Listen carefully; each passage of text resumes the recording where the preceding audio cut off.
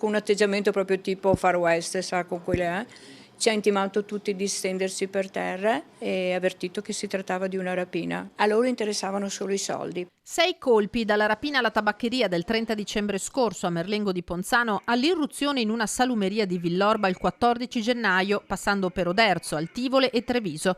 I carabinieri della compagnia di Conegliano hanno sgominato una banda di giostrai composta da 3 fratelli Garbin di 29, 34 e 42 anni e dal loro complice il 36enne Donovan Loccato, che tra fine 2024 e inizio 2025 era diventata l'incubo dei commercianti della marca e dei loro clienti. Volevano le chiavi della cassa e puntandomi la pistola alla tempia. In quel momento volevo anche reagire, di dire verità, però c'era sempre lei come ostaggio, cioè non mi sono sentito di reagire.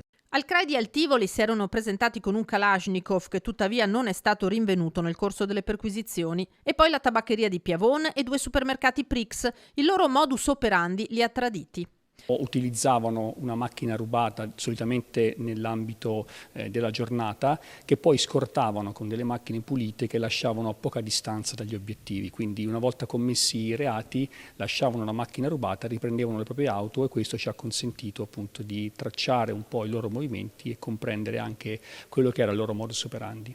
Le ordinanze di custodia cautelare, 3 in carcere e 1 ai domiciliari, a carico dei 4 giostrai, sono state eseguite nelle scorse ore. Il 29enne e il 33enne si trovavano già in cella. Nel 31 luglio abbiamo proceduto alla esecuzione di 2 misure cautelari, sempre per 2 rapine commesse ad Altivole e a Paese, a 2 farmacie con le medesime modalità. Rapina aggravata e porto abusivo e detenzione di armi le ipotesi di reato a carico della banda, ma anche un episodio di incendio doloso di una Porsche Cayenne rubata a Boara Pisani, in provincia di Rovigo, utilizzata per più rapine. Una volta che hanno capito che eravamo sulle loro tracce, per dissimulare, per cancellare le tracce della loro presenza e per evitare che se arrivassimo a loro, hanno bruciato la macchina.